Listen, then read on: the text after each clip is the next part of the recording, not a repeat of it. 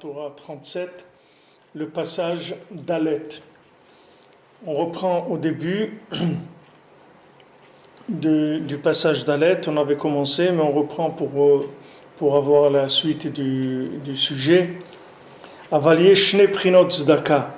Il y a deux sortes, donc on a parlé de Tzedaka, on a dit que la Tzedaka c'est ce qui permettait de soumettre la matière, c'est-à-dire le côté matériel du corps, et que quand on arrivait au niveau de donner, ça permettait de révéler l'âme, puisque l'instinct de l'âme c'est de donner, l'instinct du corps c'est de prendre, et l'instinct de l'âme c'est de donner. Et on dit comme ça que quand un bébé il naît, alors il naît avec il a les mains fermées comme ça.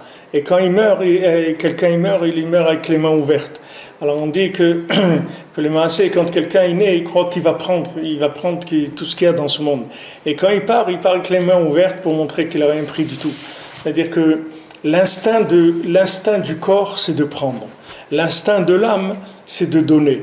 Donc qu'est-ce qu'il faut faire? Il faut diminuer l'emprise du corps. C'est-à-dire qu'il mettre derrière ces éléments-là, le corps et l'âme, il y a tout des mondes spirituels qui sont les quatre royautés de négatives, etc. Il y a beaucoup de choses qui se trouvent. Parce que le corps, c'est un principe. Il y a le corps physique, mais il y a tout ce qui correspond au corps physique dans le monde, les quatre éléments et tout comme on avait parlé. Donc maintenant, l'instinct de ce corps, c'est de prendre. Et l'instinct de l'âme, c'est de donner.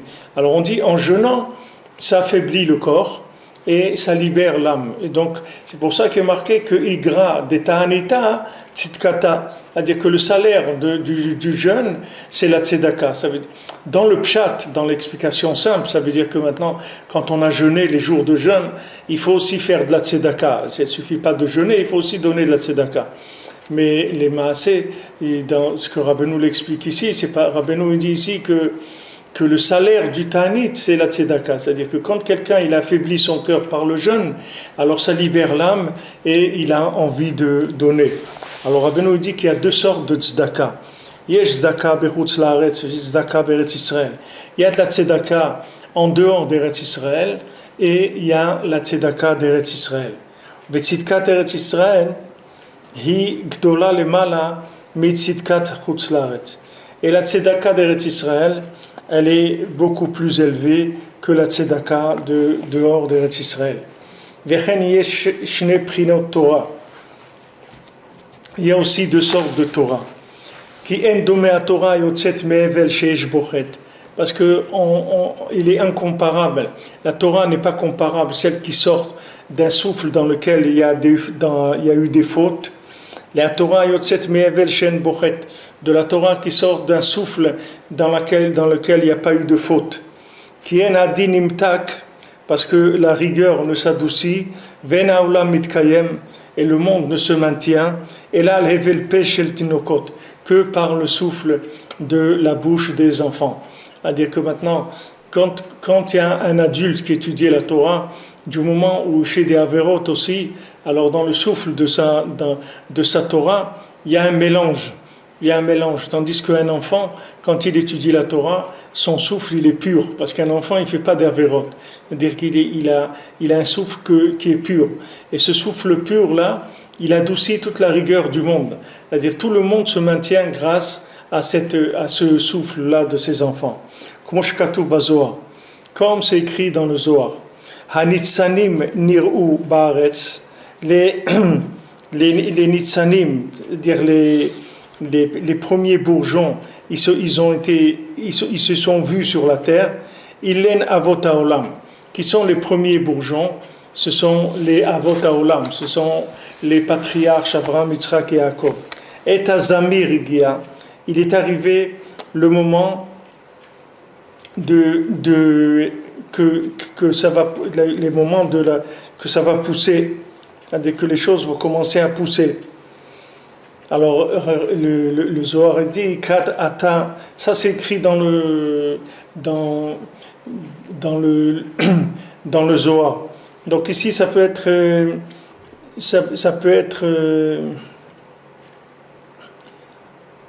Du réveil de ton état.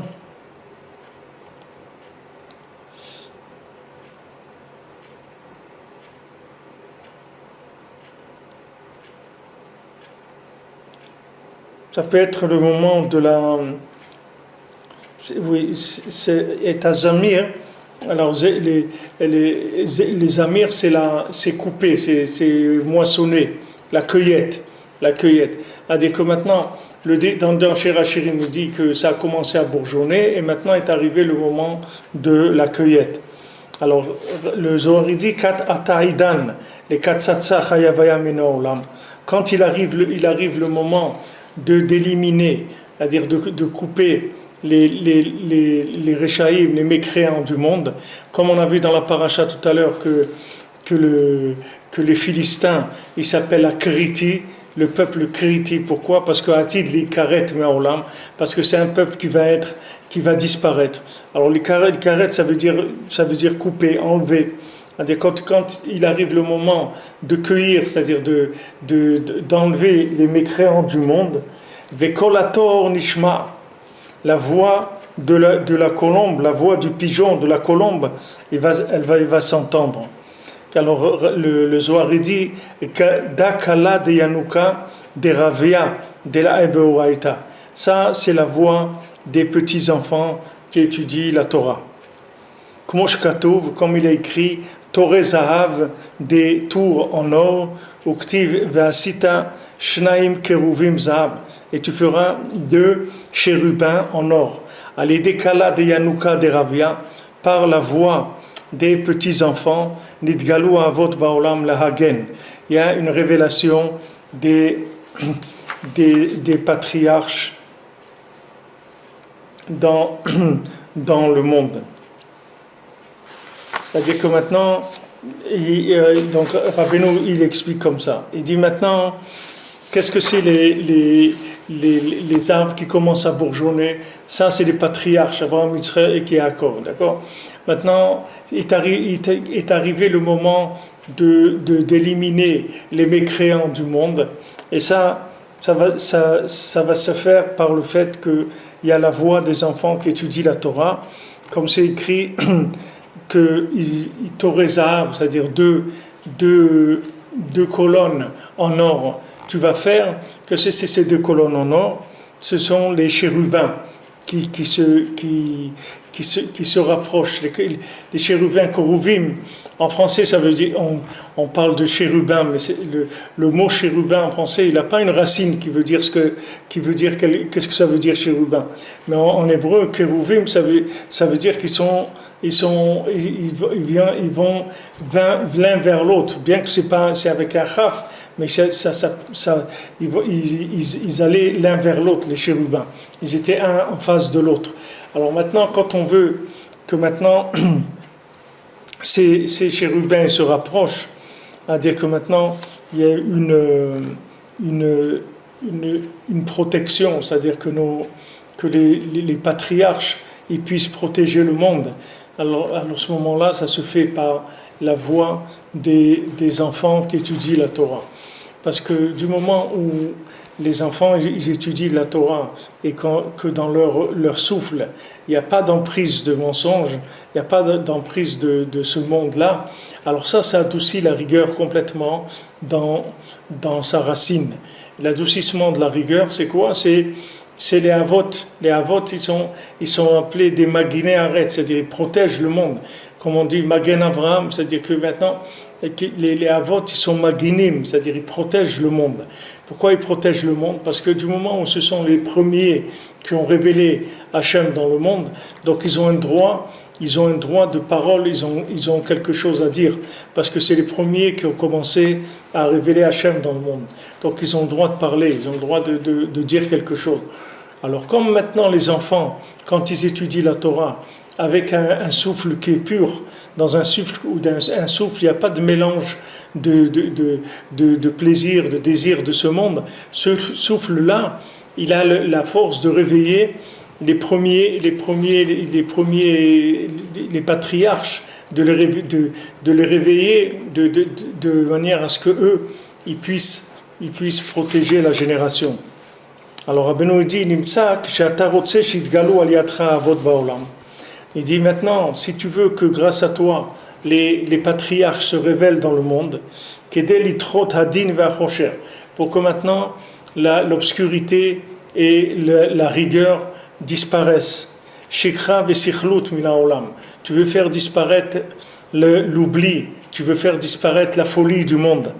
Sa'ir she'yeh lecha hevel shen bochet. Il faut que tu aies un souffle dans lequel il n'y a pas de faute. Valider tzedaka d'Eretz Israël, tichlol atzmecha be'vira d'Eretz Israël. Maintenant, quand tu vas donner de la tzedaka en Eretz Israël, alors ça va faire que tu vas t'inclure dans Eretz Israël, dans l'air d'Eretz Israël. Shu prenet hevel akadosh shen bo chet. C'est du souffle saint dans lequel il n'y a pas de faute. Donc Rabbeinu dit comme ça. Maintenant, il amène c'est-à-dire, il nous fait rentrer, comme toujours, Rabbeinu, quand il construit dans le Likutei Moharan, il fait rentrer d'une porte à une autre, c'est-à-dire il nous fait avancer d'une porte à une autre. Chaque fois, on avance d'une porte. Maintenant, on a vu que le corps qui représente le fait de prendre, ce corps-là, il va finir, s'il continue à avoir du pouvoir, il va finir par révéler dans le monde des forces de destruction. Ces forces de destruction-là, elles viennent du fait qu'il y a une exagération de la consommation. C'est-à-dire quand on arrive à un niveau de consommation où maintenant ça devient presque impossible que la neshama elle puisse s'exprimer, parce que le corps il a pris tellement de place que la neshama elle est complètement asphyxiée par le corps. Alors il va y avoir comme il dit Rabbeinu aussi, le moment de la moisson va venir. C'est-à-dire le moment de la moisson, ça veut dire quoi? Ça veut dire que on va commencer à couper les têtes, c'est-à-dire à couper les gens qui sont des gens qui amènent trop de pouvoir à la matière dans le monde. Alors maintenant, pour protéger l'humanité, pour pas que maintenant il y ait cette destruction, alors il faut aller chercher des choses qui sont pures, entièrement pures, et que cette pureté-là, elle puisse venir protéger contre la folie de la consommation. Vous voulez que quand le corps il a pris trop de place, il faut maintenant aller chercher comment on va alimenter l'âme. L'âme, elle s'alimente pas avec de la matière. La seule chose qui alimente l'âme dans la matière, c'est le parfum. Le parfum, ça alimente l'âme. C'est pour ça que le Motzei Shabbat, quand le Shabbat il se finit, alors on fait Boré Miné Bessamim, on fait la bracha sur le parfum, c'est pour donner un petit peu de force à l'âme, parce que comme maintenant on va rentrer dans la semaine, et le corps il va recommencer à s'installer maintenant dans les 6 jours de la semaine, alors pour donner un peu de force à l'âme, et pour l'encourager un petit peu, pour pas qu'elle ait trop de la peine, qu'elle va retourner encore 6 jours en prison dans ce corps-là qui la maltraite, alors on va lui donner du parfum. Ça va l'encourager. Maintenant, quand on voit dans Rabbeinu, il a raconté les contes, le premier conte de la princesse disparue. Rabbeinu dit là-bas, il dit que tout celui qui a écouté ce conte-là, il a eu un Hérour Tchouva. Rabbeinu dit sur la route, j'ai raconté une histoire que tout celui qui va l'écouter, il va avoir des pensées de Tchouva. Alors Rabbeinu dit là-bas qu'il y avait un roi, il avait 6 garçons et une fille. Et cette fille-là, il l'aimait beaucoup. Et une fois, elle a fauté devant lui. Alors il a dit que le pas bon, il te prenne. Et elle a disparu de sa chambre. Après, le second du roi, il a été la chercher jusqu'à qu'il l'a trouvée et qu'il est arrivé à la fin à la libérer. Maintenant, cette fille-là, c'est la vie du Shabbat, c'est-à-dire c'est la Neshama qui s'exprime le Shabbat. Le Shabbat, elle peut s'exprimer, c'est-à-dire qu'elle peut vivre, même tout ce qu'on mange Shabbat et tout ce qu'on dort Shabbat et tout, ça n'a rien à voir avec la semaine. parce que c'est des dimensions du monde futur, c'est pas des dimensions de ce monde. Le manger du Shabbat, c'est du manger du monde futur, c'est de la manne, c'est pas du manger de ce monde. C'est pour ça que c'est difficile. Vous voyez, des fois, les gens, ils ont des difficultés à manger le Shabbat parce que c'est une nourriture spirituelle, c'est autre chose complètement. Alors quand on retourne maintenant, quand on retourne dans la semaine, c'est quand le Lotov, c'est-à-dire les 6 jours de la semaine, ils vont prendre la lame, ils vont prendre la princesse, qu'elle va être dans le palais du Lotov, comme elle dit à celui qui vient la chercher, et qu'il la voit dans un endroit où il y a de la musique, il y a de la nourriture, il y a là-bas des danses, etc. Elle lui dit, ne crois pas, ici c'est l'endroit du Lotov, ici c'est pas bon, ne crois pas que c'est bien ici. C'est-à-dire c'est les 6 jours de la semaine. Même ce qui est bien dans les 6 jours de la semaine, Bémet, c'est pas bien, parce que c'est tout comme un palais d'un esclave, c'est pas le palais du roi. Le palais du roi, c'est Shabbat. La semaine, c'est un palais d'un esclave. Même quand c'est un palais qui est vu et conçu par l'esclave. L'esclave, ça veut dire le corps, le consommateur. C'est-à-dire qu'un consommateur, même quand il fait la fête, c'est pas une fête.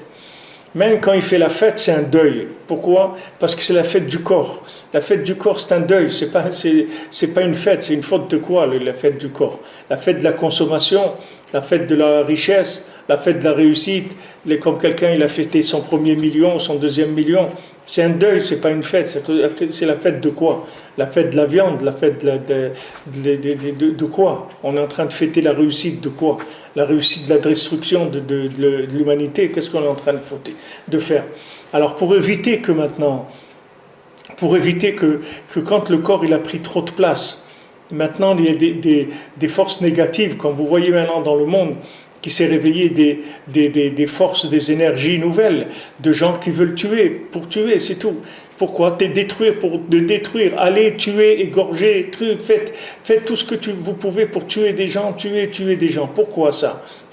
Parce que le vase, il s'est rempli. C'est-à-dire le corps, Esav, son corps, il a pris trop de place. Il a pris tellement de place qu'il a asphyxié l'âme. Comment on voit qu'il a asphyxié l'âme ?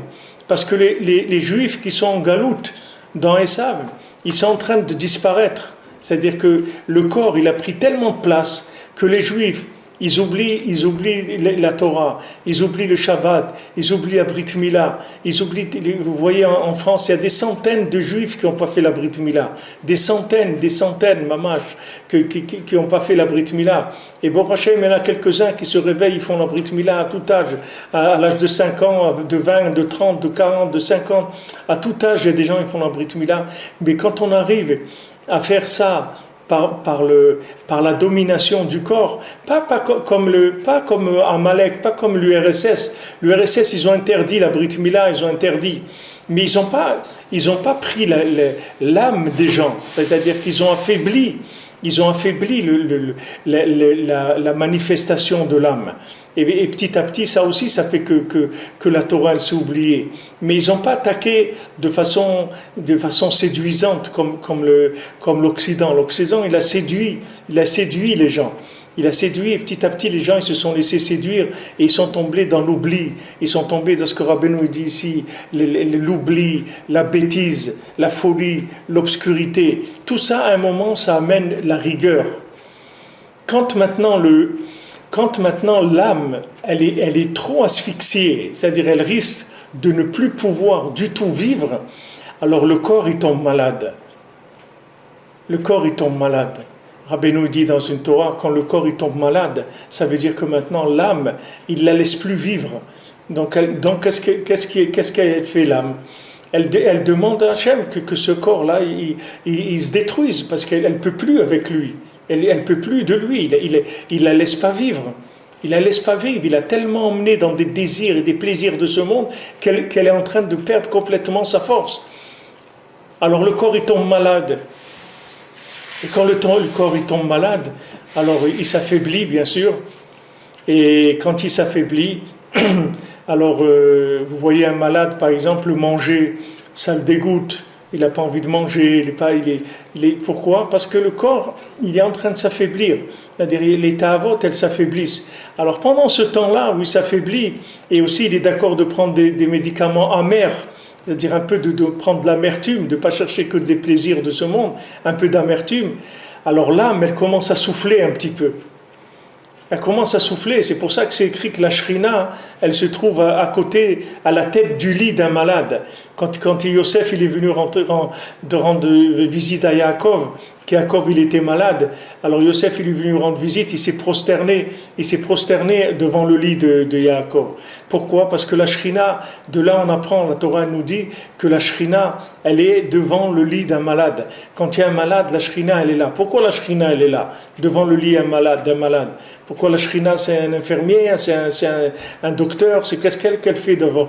Non, la Shrina elle est là, pourquoi? Parce que dès que le corps il s'est affaibli, tout de suite la Shrina elle vient, parce que ça y est, l'âme elle prend le dessus, et la Shrina elle est là. Maintenant quand dans la galoute, le corps il a pris trop de force, et ils savent, le corps de Yaakov, l'emballage de Yaakov, le vêtement de Yaakov, il a pris trop de place, c'est-à-dire qu'il est en train d'étouffer Yaakov, c'est-à-dire vous voyez des juifs qui sont en voie de disparition totale, c'est-à-dire des juifs qui vont disparaître complètement. Alors qu'est-ce qui se passe? Il y a du din dans le monde, il y a de la rigueur qui se réveille, et cette rigueur elle va attaquer le corps, elle va affaiblir, les gens ils vont avoir peur, c'est-à-dire qu'est-ce que c'est le terrorisme? C'est terroriser les gens, pour que les gens ils aient peur, et quand les gens ils vont avoir peur, le degré de consommation il va baisser, tout de suite, quand quelqu'un il a peur, c'est fini, il ne va plus faire la fête comme avant, sa fête elle va être troublée, sa fête elle va être dérangée, sa joie dans la consommation, elle ne sera pas entière, elle va baisser. Et dès que la joie elle va baisser un petit peu, l'âme, la joie de la consommation, je parle, pas la joie de la Torah, la joie de la Torah elle va augmenter, mais la joie du plaisir de la consommation, il va baisser. Quand ça va baisser, l'âme, elle va prendre du dessus, elle va commencer un petit peu à s'exprimer. Et à ce moment-là, nos ancêtres, ils vont protéger le monde pour que le monde ne soit pas détruit. Donc Rabbeinu il dit ici que maintenant le principe de la tzedaka d'Eretz Israël, c'est le principe de ce souffle-là des petits-enfants qui n'ont pas fauté. Les petits-enfants qui n'ont pas fauté quand ils étudient la Torah, alors c'est un souffle qui est pur. Ce souffle qui est pur, il va éliminer la rigueur qu'il y a sur le corps. Il va venir protéger le monde. Alors maintenant, Rabbeinu dit que la tzedaka qu'on fait d'Eretz Israël, c'est Avira d'Eretz Israël, c'est Kadosh. L'air d'Eretz Israël, il est Kadosh. Il est saint. Donc maintenant, cet air saint d'Eretz Israël, il va pouvoir protéger le monde. Il va protéger le monde. C'est-à-dire comment? Par le fait que maintenant on va donner la tzedaka à Eretz Israël, c'est-à-dire on va aider des gens à vivre en Eretz Israël. On va aider des familles, des enfants à étudier la Torah, des gens qui étudient la Torah en Eretz Israël. On va les aider. Ça amène de la purification de l'atmosphère. On va purifier l'atmosphère du monde. Grâce à l'encouragement de l'air pur qu'il y a en Eretz Israël, ça va protéger, ça va permettre de purifier l'air de toute l'humanité, et ça va adoucir la rigueur dans le monde. La seule chose qui permet d'adoucir la rigueur du monde, c'est la pureté, c'est le émettre les amitos, c'est la vérité, mais pure. Pas de la vérité intellectuelle, de la vérité pure, de la vérité qui est dans l'air, comme on dit, mamash, qu'on respire l'air. Comme on dit que Avira d'Eretz Israël markim, que l'air d'Eretz Israël il rend intelligent. C'est pas qu'il rend intelligent que pour faire des start-up et des nouvelles technologies. S'il rend intelligent, ça veut dire qu'il fait sortir du corps. C'est ça. C'est pour ça que nous on passe des fois par des difficultés. Que ces difficultés-là, elles sont un exemple pour l'humanité. C'est comme un vaccin pour l'humanité. C'est-à-dire le fait que Eretz Israël allait passer en première par le Inyan du terrorisme, ça a préparé le monde entier à vivre le terrorisme. Comme il leur a dit, Bibi, quand il a été en France, il a dit, maintenant vous allez comprendre qu'est-ce que nous on a vécu. Mais les massés, c'est pas qu'ils vont comprendre ce qu'on a vécu, c'est-à-dire que le fait que maintenant, ça avait été vécu en Eretz Israël, ça même, c'est un bienfait pour l'humanité. Parce que l'humanité, elle a déjà reçu un adoucissement de ça. C'est comme le vaccin. Une fois que quelqu'un il a eu le vaccin, qu'est-ce que c'est le vaccin? Le vaccin, c'est la maladie elle-même qui est transmise à petite dose. Une fois que le corps il s'est habitué à réagir avec le vaccin, alors après il est vacciné. Et si maintenant l'humanité, elle avait réagi pour Eretz Israël, elle avait aidé Eretz Israël à lutter contre le terrorisme, ça aurait été un vaccin pour eux. Le terrorisme ne serait jamais arrivé chez eux.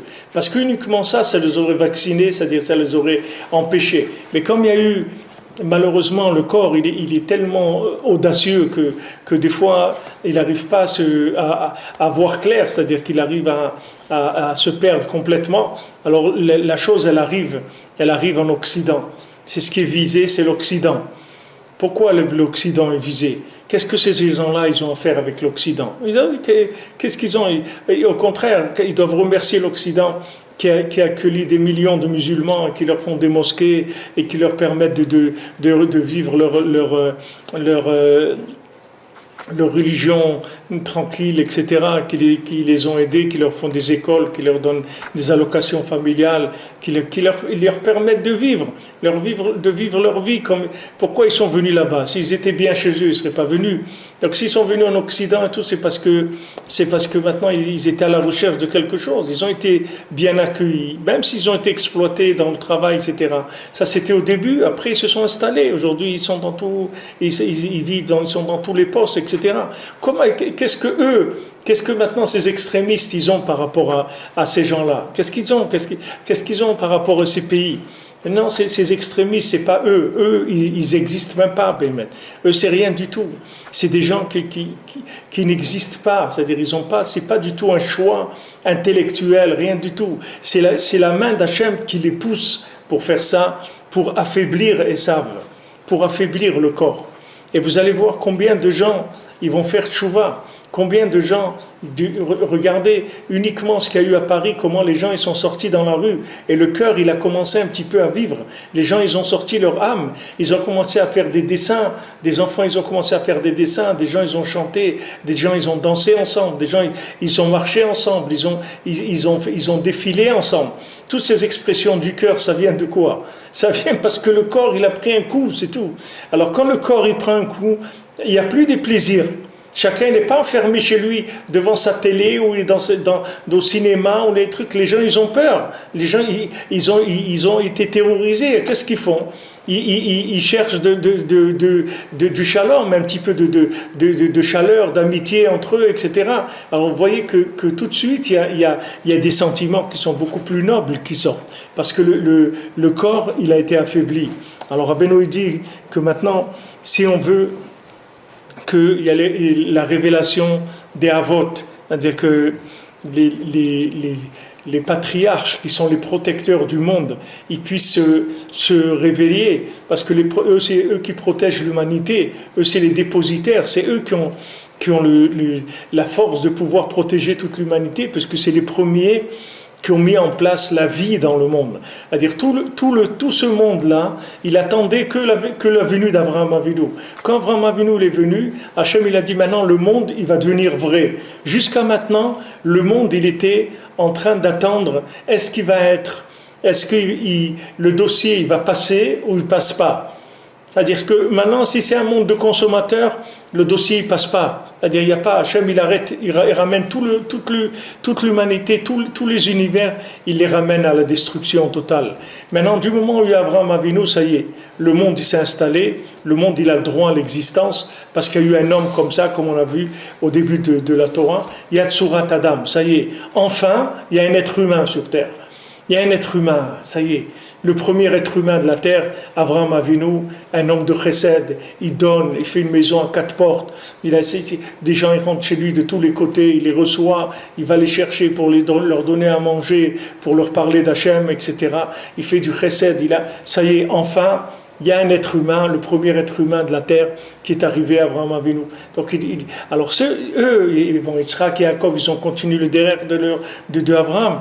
Mais le fait que ces patriarches dans le monde, eux, ils sont les garants de l'humanité. C'est-à-dire, eux, ils sont là, et lorsque la rigueur, elle commence à attaquer trop, il faut que eux, ils puissent intervenir. Il faut leur donner la force d'intervenir. Comment on leur donne la force d'intervenir? Avec le souffle des enfants qui n'ont jamais fauté.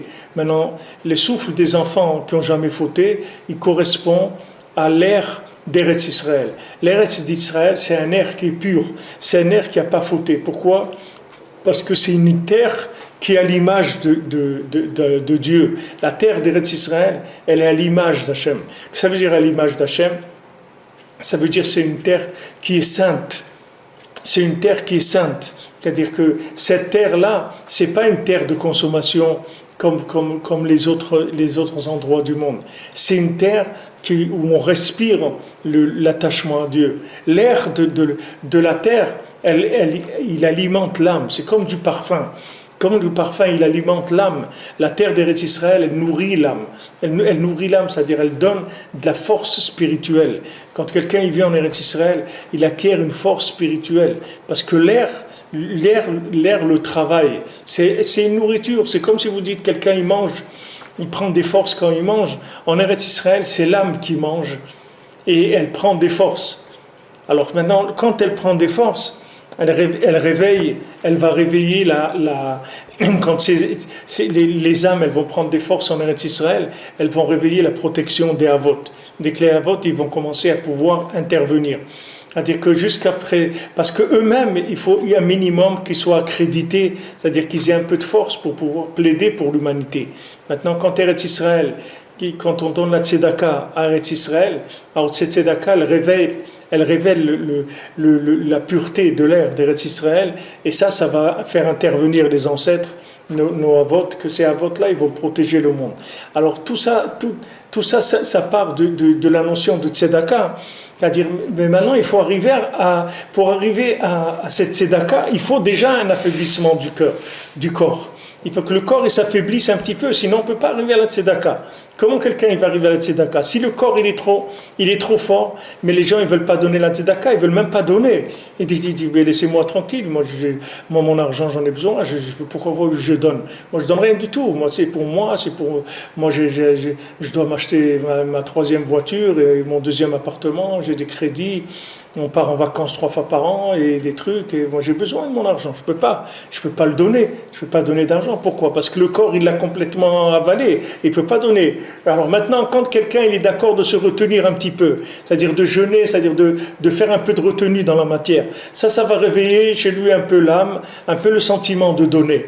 Mais maintenant qu'il est arrivé déjà au sentiment de vouloir donner, il faut savoir qu'il y a donné et donné. Il y a donné en dehors d'Eretz Israël et il y a donné en Eretz Israël. Ça n'a rien à voir. C'est-à-dire, de donner en dehors d'Eretz Israël, ça veut dire de donner à un souffle qui est mélangé entre de la matière et entre du spirituel. Que même dans ce souffle-là, il y a un mélange de matière et de spirituel.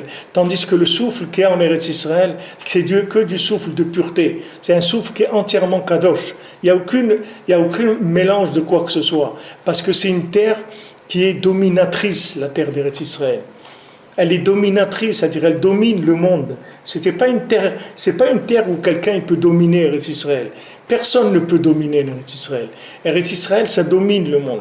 C'est-à-dire qu'Eretz Israël, elle permet au monde d'exister. Elle permet à la matière de vivre dans le monde. Comme il y a Esav et Yaakov il s'appelle Israël. Alors de la même manière que Yaakov et Esav, Esav représente le corps de Yaakov qui s'appelle Israël. Alors tous les pays, toute la terre, elle représente le corps d'Eretz Israël. Eretz Israël en tant que terre, c'est l'âme du monde. C'est-à-dire que maintenant, quand quelqu'un il donne de la tzedaka pour des gens qui vivent en Eretz Israël, il alimente l'âme du monde. Et cette âme du monde, elle protège l'humanité entière. C'est-à-dire que c'est une protection pour toute l'humanité. Et tout ce qui vient en Eretz Israël et tout ce qui se passe en Eretz Israël, c'est une bracha pour l'humanité entière. Si les gens ils savaient que chaque détail qu'il y a en Eretz Israël, comment il est important pour toute l'humanité, alors ils auraient une autre vision des choses. Mais comme leur corps, il les a mangés, il les a avalés complètement, les gens non seulement ils sont perdus, mais en plus, ils se trompent de porte de sortie. Au lieu de prendre la porte de sortie, ils ont pris une porte pour s'enfoncer encore plus que là où ils étaient. C'est-à-dire que la personne, elle cherche à sortir, et la voie qu'elle a prise, c'est une voie où elle va se condamner encore plus que là où elle est maintenant. C'est-à-dire les choix qu'elles font la plupart des pays, les choix qu'ils font, c'est des choix de destruction encore plus que ce qui sont détruits aujourd'hui. Mais bon, Hachem, il y a toujours du Tov qui se réveille et il y a toujours aussi, c'est toujours mêlé avec des Bnei Israël. C'est pour ça que dans ces attentats-là, il y a eu en même temps des gens qui n'étaient pas juifs, en même temps des juifs, parce qu'il y a toujours une présence du Ham Israël pour être magen, pour protéger le monde. C'est-à-dire que le Ham Israël, il protège le monde. Et s'il n'y avait pas eu ces juifs-là qui sont partis pour la sanctifier le nom d'Hachem, il n'y aurait pas eu un éveil aussi puissant que ça, même si que les gens ne sont pas conscients de ce qui se passe. Mais ces enfants d'Israël qui sont partis pour sanctifier le nom d'Hachem, ça fait un éveil de protection pour toute l'humanité, c'est-à-dire ça adoucit la rigueur sur toute l'humanité, parce que ces gens-là, ils partent pour adoucir la rigueur qu'il y a sur le monde.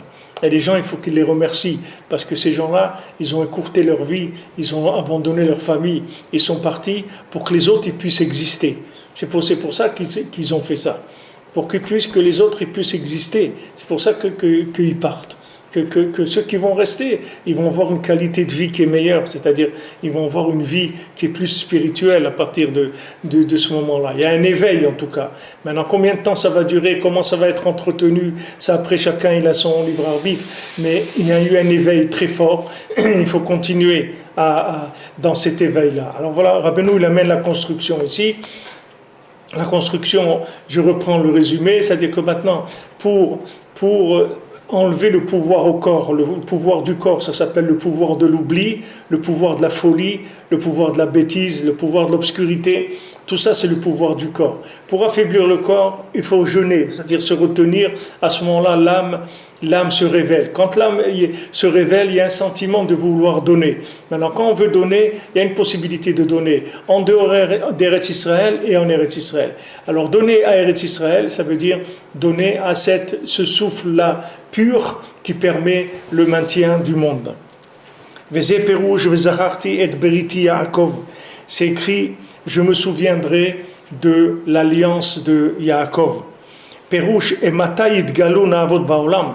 C'est-à-dire quand est-ce que maintenant les avot ils vont se révéler dans le monde? Quand est-ce que nos ancêtres, les patriarches, ils vont se révéler dans le monde?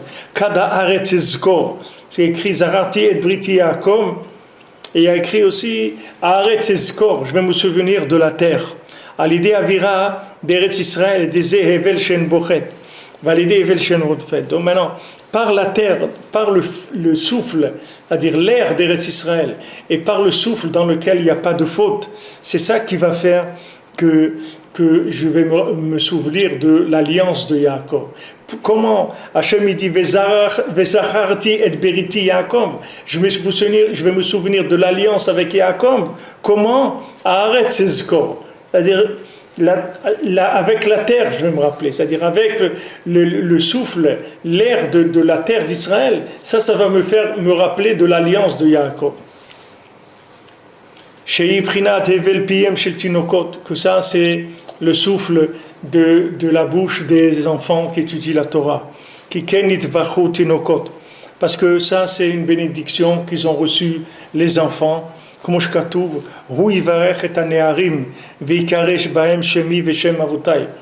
c'est écrit, lui il va bénir les enfants et sera appelé sur eux mon nom et le nom de mes ancêtres. Que grâce aux tinokot, aux enfants qui étudient la Torah, alors les avot, les patriarches du monde se réveillent pour protéger le monde. à l'idée de tzedaka d'Eretz Israël, grâce à la tzedaka qu'on fait pour Eretz Israël, yuchlelu be'avira d'Eretz Israël, ils vont s'inclure dans l'air d'Eretz Israël, avira kadosh, dans l'air qui est saint, sheu prinat hevel shen bochet, qui est du souffle dans lequel il n'y a pas de faute. Alors, Rabbeinu il dit ici, il amène une notion qui dit que par la tzedaka d'Eretz Israël, yuchlelu be'avira d'Eretz Israël, que maintenant, les maasés, le monde, il a une possibilité de s'inclure dans Eretz Israël. Comment? Par le fait de donner la tzedaka à Eretz Israël, alors c'est s'inclure en Eretz Israël. Il y a beaucoup de gens qui voudraient bien vivre en Eretz Israël, mais ils ne peuvent pas. Ils n'ont pas les moyens, ou ils n'ont pas envie, ou ils sont trop dans le corps, il les a attrapés, ou bien Esav, il les a emprisonnés, ils n'arrivent pas à sortir, ils ne peuvent pas sortir, ils aimeraient bien sortir, ils ne peuvent pas. Maintenant, Rabbeinu, il donne ici une Etzah, comment s'inclure en Eretz Israël, tout en vivant en dehors d'Eretz Israël. Celui qui vit en Eretz Israël, alors il est inclus en Eretz Israël, mais celui qui est en dehors d'Eretz Israël, il a une possibilité, par la tzedaka qui donne à Eretz Israël, de s'inclure en Eretz Israël. La tzedaka pour Eretz Israël, c'est la plus grande tzedaka qui existe, c'est-à-dire dans le monde, quand on dit Ani Richa Kodmim, comme c'est écrit dans la halakha, que qui est-ce que tu dois faire passer d'abord? C'est les pauvres de ta ville. Dans le Khamim, ils disent les pauvres de ta ville, c'est les pauvres de Jérusalem. C'est ça les pauvres de ta ville. Pas ta ville, c'est Jérusalem. C'est-à-dire quand tu aides maintenant des gens qui vivent en Eretz Israël, les maasés, tu t'inclus en Eretz Israël. C'est-à-dire tu vis en Eretz Israël. Même si tu vis en Chutz La'aretz, tu es inclus en Eretz Israël. Tu t'inclus. Donc Rabbeinu ici, il a même une autre notion. Avant, il avait parlé du souffle d'Eretz Israël qui protège le monde. Mais il dit, les maasés, comment ça protège? C'est-à-dire que le corps, il s'inclut dans l'âme. Pourquoi quelqu'un ne peut pas monter en Eretz Israël? Pourquoi quelqu'un ne peut pas vivre en Eretz Israël? Parce que le corps, il est trop fort chez lui, c'est tout. Il ne passe pas par la porte, c'est tout. La porte, elle fait 80 cm de large ou 60, et lui, il mesure 2 mètres de large, donc il ne passe pas par la porte. Il ne peut pas aller, c'est tout. Son corps, il a pris trop de proportions dans sa vie. C'est ce qui l'empêche de monter en Eretz Israël. C'est ce qui l'empêche, c'est son corps qui fait qu'il prend trop de place. Alors comment il va faire pour faire le régime? Comment il va faire pour diminuer le pouvoir de son corps sur son âme?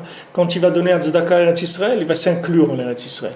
Il va s'inclure en Eretz Israël, son corps il va commencer petit à petit à diminuer, jusqu'à ce que maintenant ça va être évident pour lui qu'il doit faire sa valise et qu'il doit monter en Eretz Israël.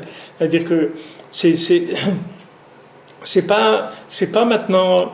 C'est sûr que quand quelqu'un il monte parce qu'il a peur, c'est bien aussi, parce que quand on a peur, ça affaiblit le corps, c'est tout.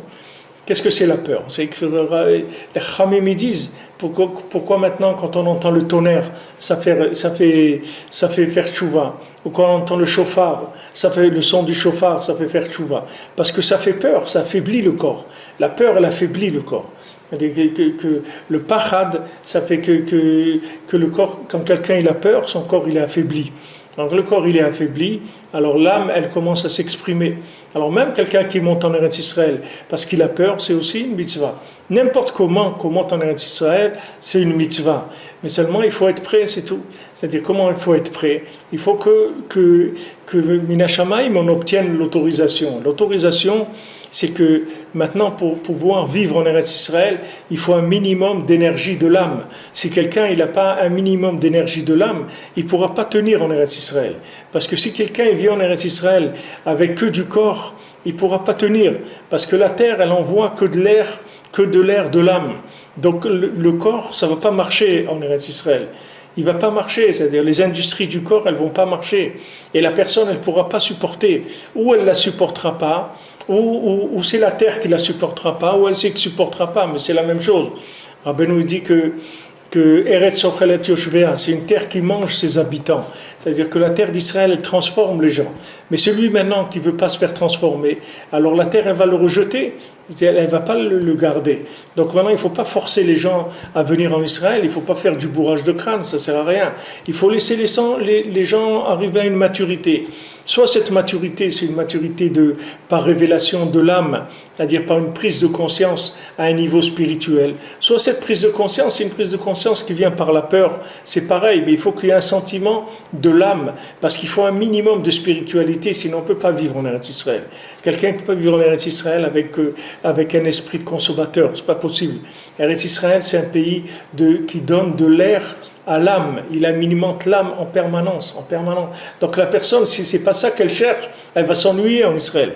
Elle va pas se sentir bien, parce que l'air, il alimente l'âme, il alimente pas le corps, il alimente l'âme. Comme c'est écrit, Rabbeinu rapporte ça dans l'Écoute Moran, que Eretz, Asherlo bemiskenu tochal balechem. C'est une terre où tu mangeras pas de pain dans la pauvreté.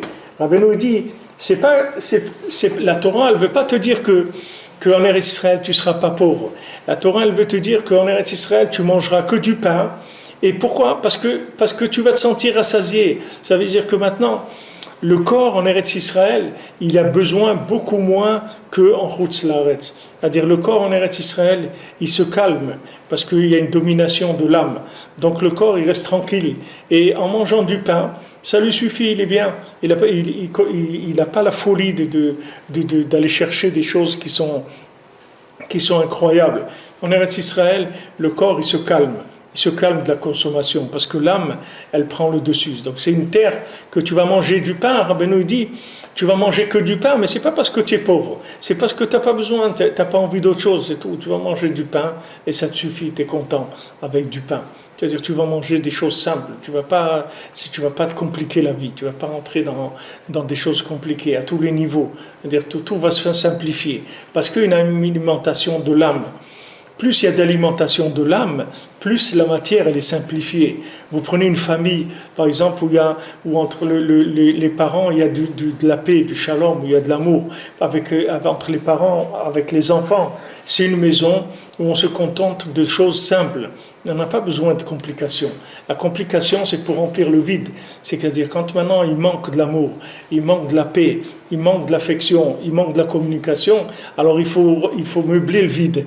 C'est-à-dire, il faut meubler le vide, il faut remplir le vide. Alors il y a des jeux, il y a des trucs, il y a des gnanis, mais on remplit. Et avec des meubles, il faut meubler, c'est vide. Alors on des meubles et des trucs, et on remplit, il faut remplir avec des gadgets, avec le maximum. Parce qu'il y a du vide, alors il faut remplir.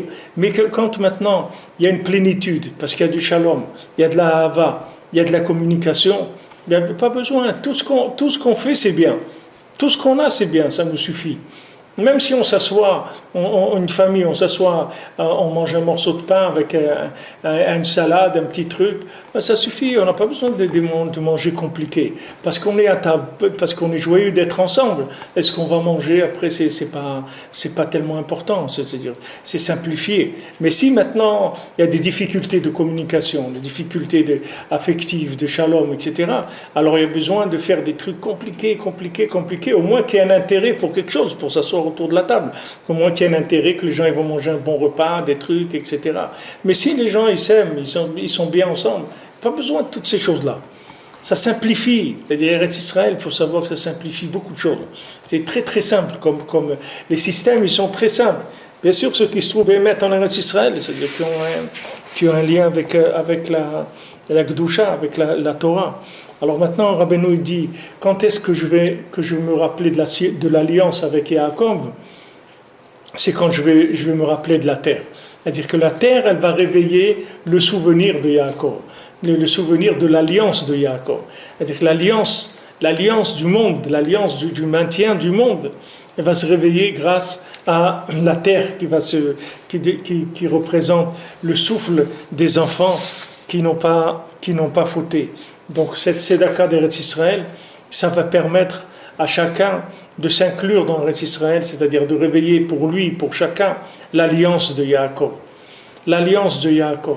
Réveiller cette alliance-là par le fait que maintenant je soutiens la pureté du monde, la pureté, le souffle pur du monde.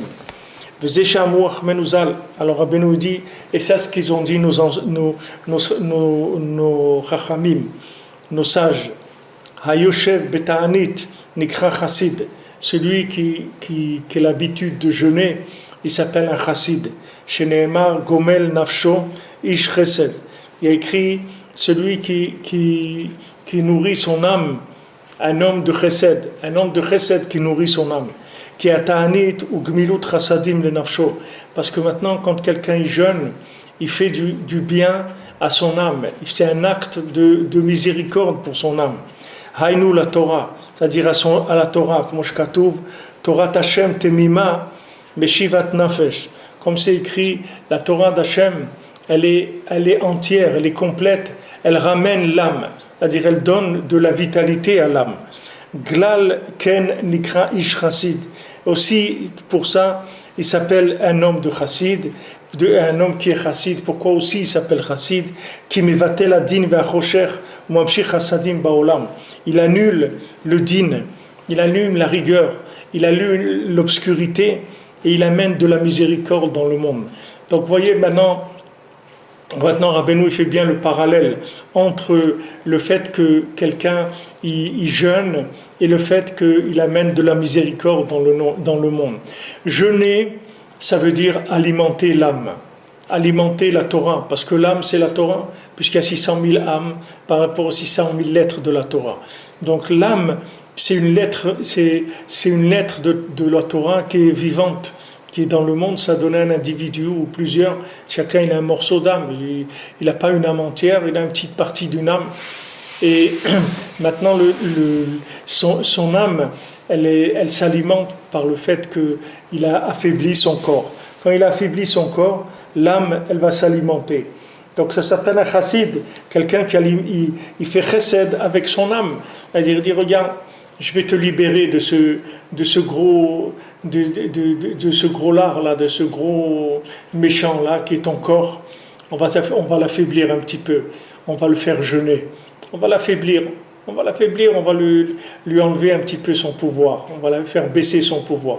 Alors à ce moment-là, l'âme elle commence à respirer, parce que l'âme elle a beaucoup de force, seulement il faut lui donner la possibilité. L'âme elle est très très forte, l'âme elle n'a pas de limite dans la force qu'elle a. L'âme elle peut lutter contre un seul Ben Adam, il peut lutter contre l'humanité entière, il peut renverser le monde entier, un seul homme, parce que l'âme elle a une force extraordinaire. Pourquoi? Parce que l'âme c'est une partie d'Hachem. Donc l'âme, quand tu la libères et tu l'installes, cette âme-là, elle va s'alimenter directement d'Hachem. Et Hachem, il n'a pas de limite dans la force qu'il peut donner à quelqu'un. Quelqu'un peut arriver à tout s'il alimente son âme. Mais seulement cette âme-là, la pauvre, elle est enfouie dans des poubelles.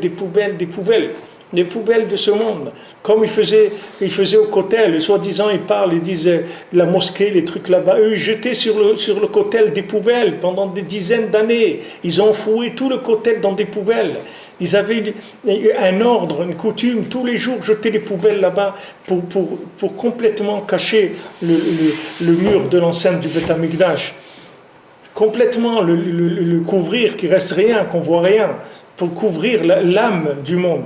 Alors que cet endroit-là, c'est vraiment l'âme du monde. C'est là où il y a le Venshtia, c'est là où Hachem il a commencé à créer le monde.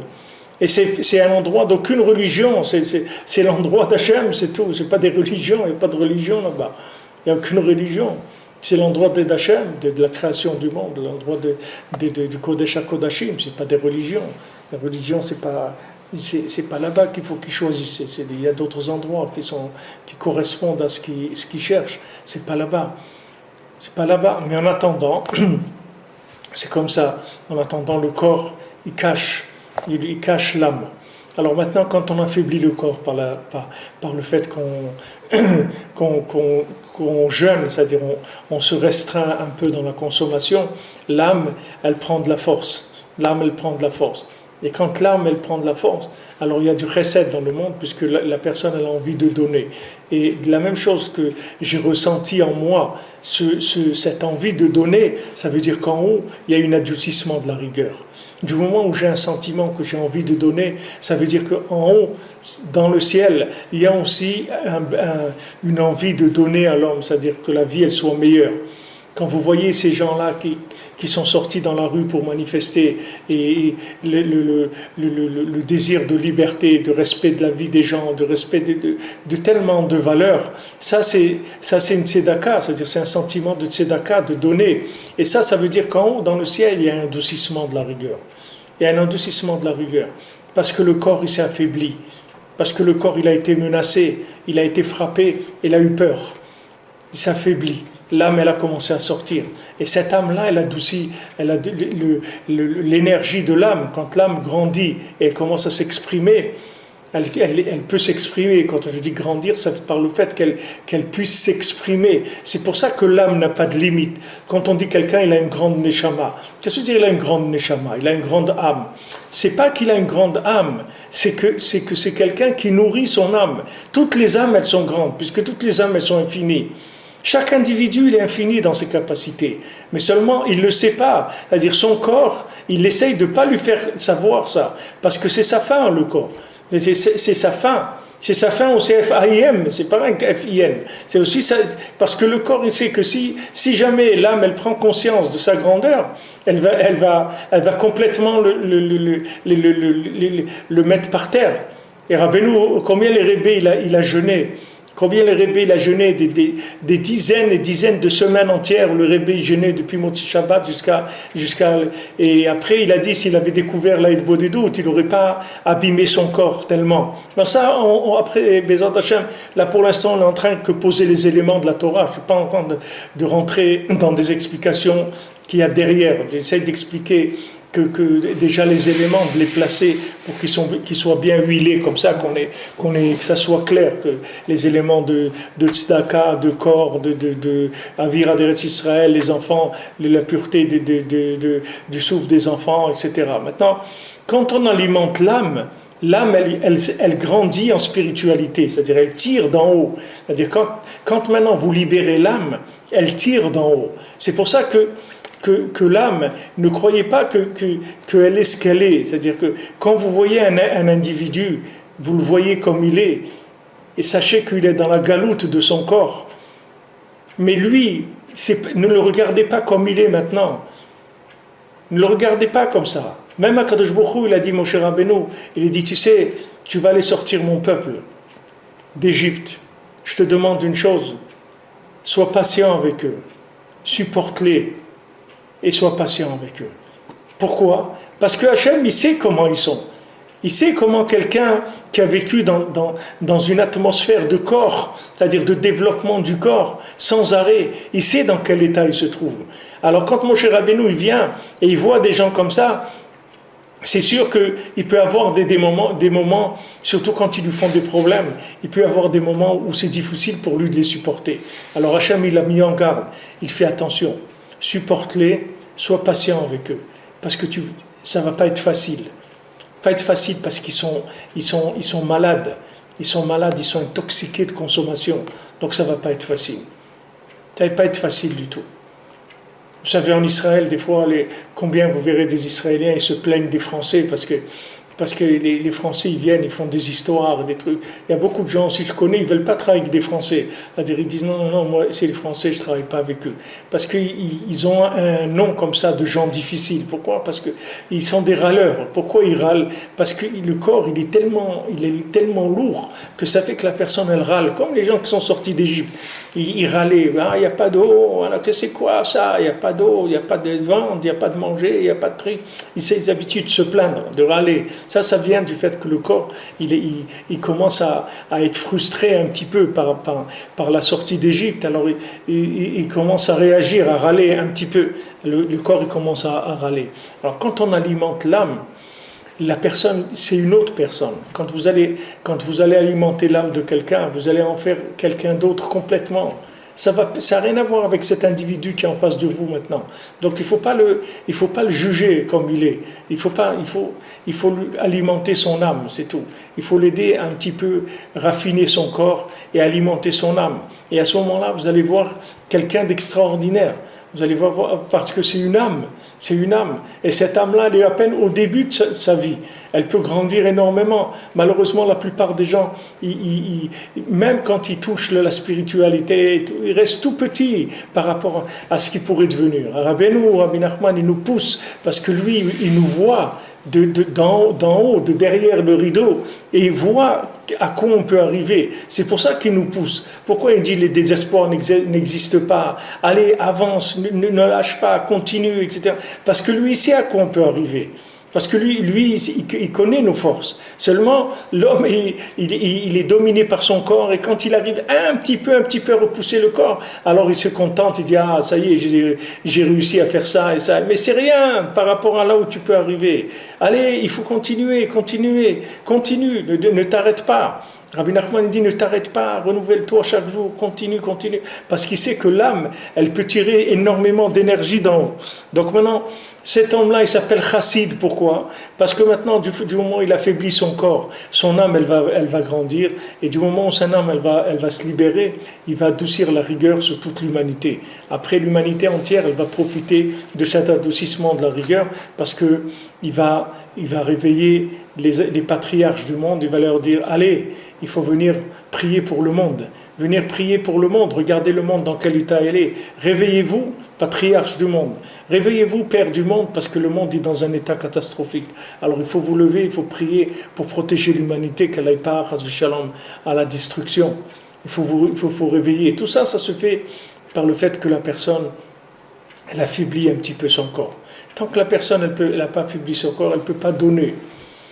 Et quand la personne, après, elle veut donner déjà, alors il faut qu'elle puisse avoir le mérite de donner à Eretz Israël. C'est encore un autre niveau. Tout ça, c'est pour adoucir la rigueur du monde. C'est rien, pour rien d'autre. Et adoucir la rigueur du monde, c'est la révélation d'Hachem. C'est ça, adoucir la rigueur du monde. Quand on a adouci la rigueur, on enlève de l'obscurité. Les gens commencent à voir plus clair. Quand je commence à voir plus clair, les gens, ils voient, ils disent, attends, mais il y a un problème là. Regardez tout ce qui s'est réveillé comme gens. Les gens, ils n'arrêtent pas d'écrire depuis ce qui s'est passé en France. Les gens, ils écrivent sans arrêt des choses. Parce que les gens, ils ont commencé à parler. On dirait qu'ils étaient muets avant. Maintenant, ils commencent à parler. Ils disent, mais attendez, mais il y a ça, mais arrêtez, il faut faire. Parce que la vie, on voit qu'il y a de la vie, de la communication qui commence. La communication, ça y est, la vie, elle commence. Bezrat Hashem. Hashem, chez Be'atzlacha.